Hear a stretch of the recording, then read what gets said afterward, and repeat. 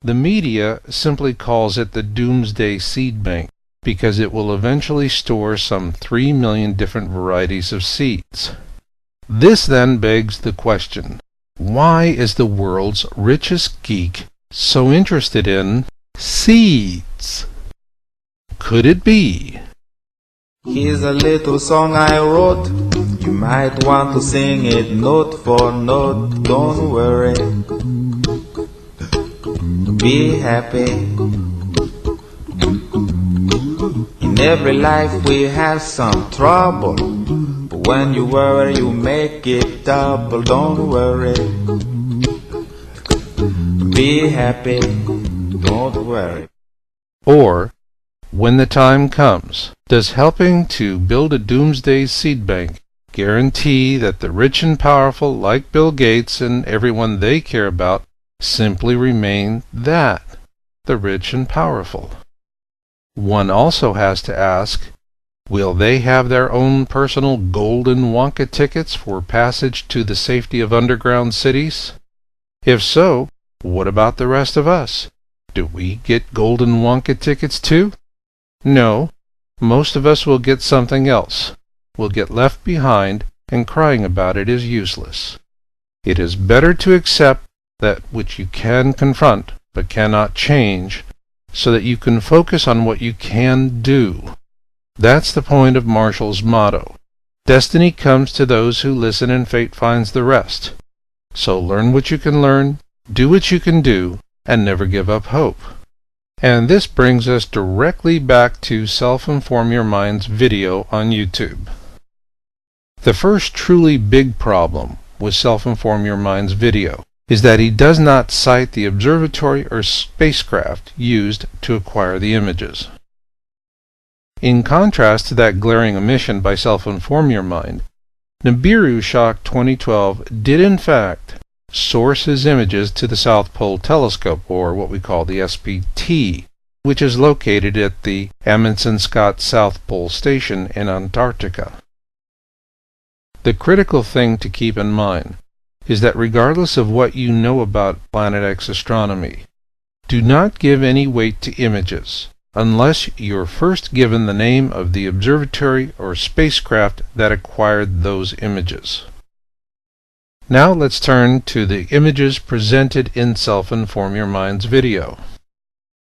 This is authentic imagery, but it represents a technological depth that is far beyond the means of amateur astronomers. To capture Kodak moments like these, you're talking about deep pockets astronomy. Therefore, these images were given to Self-Inform Your Mind by someone with high-level access to imagery. But what are we looking at? In the Self-Inform Your Mind video, we see one large object and a single satellite moving together. In Nibiru Shock 2012's video, we see as many as 7 objects moving together. In addition to the date and time, Nibiru Shock 2012's video also provides sequence numbers, which are redacted on the Self-Inform Your Mind images. One interesting similarity was the diagonal movement. To help illustrate that movement, we've created a sequence of images from Self-Inform Your Mind's videos using inverse video. In this sequence from Self-Inform Your Mind's video, we see the object and satellite move downward from left to right.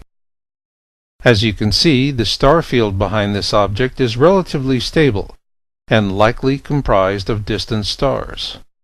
So again, we come back to the omission of the name of the observatory or spacecraft that acquired these images.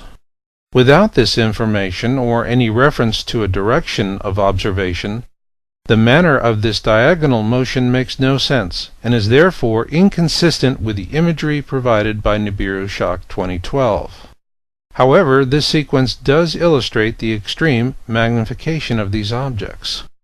This tells us that the stable background objects are many times farther away from us than the moving objects. Consequently, the only thing we can conclude from Self-Inform Your Mind's images is that they raise more questions than they answer. Once again, we come back to the goal of disinformation, which is to disrupt or paralyze a public debate by leading people down unproductive rabbit holes and by discrediting valid information sources. In this case, it is the planting of imagery through a well-meaning straw man that is authentic. But authentic of what? Frankly, the images offered in Self-Inform Your Mind's video could have been more credibly titled as something like "Massive Rogue Object and Satellite Observed Passing Beyond the Edge of Our Solar System in the Constellation Capricornus." So now that you've got all your playing chips and the rules of the game, are you ready for a little payback there, Self-Inform Your Mind? If so, go back to your official source, if you wish to call it that, and have a little sit-down. Show them this video and then see if they'll go back to the table. Whether they raise or fold doesn't matter. What matters is that you come back to YouTube to let everyone know what happened. If they fold and disappear, what does that tell us? It tells us that Planet X is something worthy of an expensive and elaborate disinformation effort. And isn't that valuable information too? Likewise, this test is a double-edged blade for you, Self-Inform Your Mind. That is because if you fold and disappear as well, then what does that say about you? And for everyone else watching this video, there are 3 things you need to remember. First, always be careful with wordplay. Don't fall for it. Second, when you see images, always make sure they're giving you the name of the observatory or spacecraft that acquired those images. And third, always remember the goal of disinformation.